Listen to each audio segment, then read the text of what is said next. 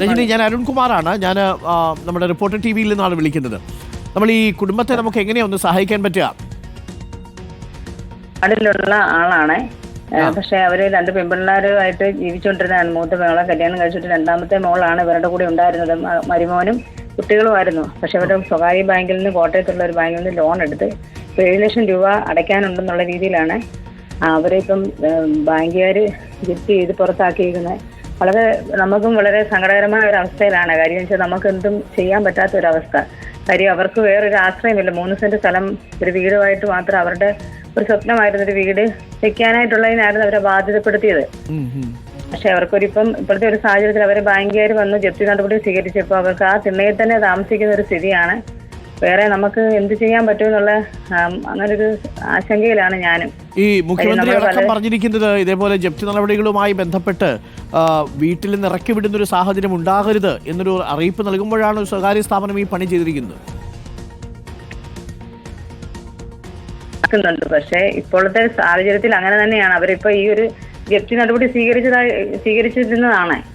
കാര്യം ഇങ്ങനൊരു നിലവിലൊരു ഇതുണ്ടെങ്കിലും, നിയമം ഉണ്ടെങ്കിലും, പക്ഷെ അവരെ ഇപ്പം ജപ്തി നടപടി സ്വീകരിച്ച് അവരെ കുടുംബം പുറത്താണ്.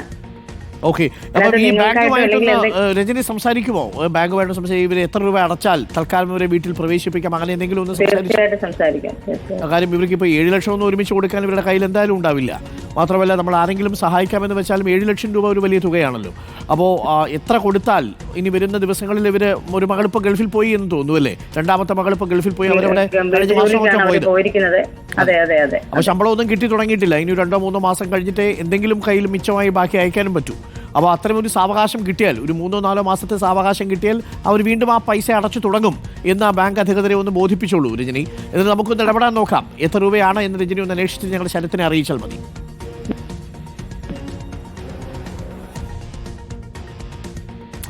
ഓക്കെ, അപ്പം രജനി അത് അന്വേഷിക്കുമെന്നാണ് കരുതുന്നത്. ശരത്ത്, നമുക്കും ഈ ബാങ്കിലൊന്ന് അന്വേഷിക്കണം. ഇനി എത്ര രൂപ അടച്ചാലാണ് ഇവർക്ക് ജപ്തി നടപടികളിൽ നിന്ന് ഒഴിവായി വീട്ടിനുള്ളിൽ ആ കുഞ്ഞൊക്കെ ഇരിക്കുന്നുണ്ടല്ലേ, എത്ര ദിവസമാണ് പുറത്തിങ്ങനെ ഇരുത്താൻ പറ്റുക?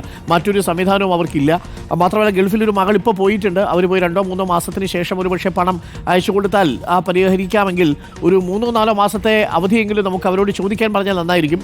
നമുക്ക് ഇപ്പോൾ അടയ്ക്കേണ്ടത് എത്ര രൂപയാണ് എന്നൊന്ന് ചോദിക്കൂ. നമുക്ക് എന്തെങ്കിലും സംവിധാനം ഉണ്ടാക്കാൻ പറ്റുമെന്നും കൂടി ഒന്ന് നോക്കാം. ശരത്,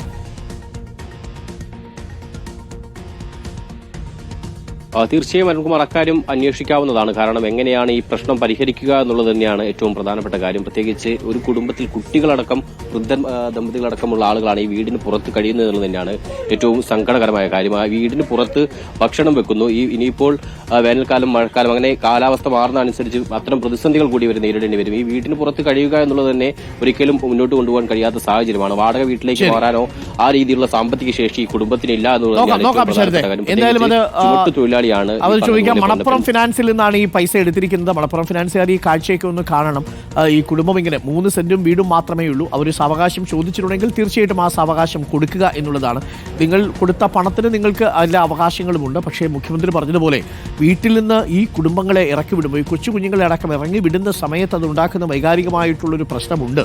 3 സെന്റും ഒരു വീടും മാത്രമാണ്. പലപ്പോഴും ഈ മോട്ടേജായിട്ട് വെച്ചിരിക്കുന്നത് ഇത് മാത്രമായിരിക്കും. അവർക്ക് മറ്റു വസ്തുവകകളോ ആസ്തിയോ ഒന്നുമില്ല. അവരുടെ കയ്യിൽ പണം ഉള്ളതുകൊണ്ട് തനിച്ച് തരാത്തതല്ല. ഒരു മകൾ ഇപ്പോൾ ഉള്ളത് അവരുടെ വീട്ടുപണിക്കോ മറ്റെന്തെങ്കിലും ആവശ്യത്തിന് ഗൾഫിലേക്ക് പോയിട്ടുണ്ട്. 1-2 മാസം കഴിഞ്ഞതിന് ശേഷം ആ പണമൊക്കെ അവർ തിരിച്ചടയ്ക്കാൻ ശ്രമിക്കുമെങ്കിൽ നിങ്ങൾക്കൊരു കാലാവധി കൊടുത്തൂടെ എന്നുള്ളത് മനുഷ്യസഹജമായ ചോദ്യമാണ്. അത് മണപ്പുറം ഫിനാൻസുകാർ ഇടപെട്ട് അക്കാര്യത്തിലൊരു മാനുഷികമായിട്ടുള്ള നീക്കുപോക്കുണ്ടാകണം. നിങ്ങളുടെ പണം അവർ തിരിച്ചു തരും, പക്ഷേ കുറച്ചുകൂടി സാവകാശം കൊടുക്കണം എന്നുള്ളതാണ് അവരുടെ ആവശ്യം. അപ്പോൾ ഒരു സാധ്യത തെളിയുന്നു എന്നുള്ളതാണ്. പെട്ടെന്ന് ഇടിപിടിയുന്ന വീണ്ടും ഇതേപോലെ മറ്റാരുടെയെങ്കിലും തലയ്ക്ക് കൊണ്ട് അവർ വയ്ക്കാൻ പറ്റില്ലല്ലോ. അപ്പോൾ അതുകൊണ്ട് പ്രത്യേകം നിങ്ങളൊന്ന് ശ്രദ്ധിക്കുക. എന്തായാലും ഞങ്ങളുടെ പ്രതിനിധികളും ഈ വിഷയത്തിൽ ഇടപെടുന്നുണ്ട്.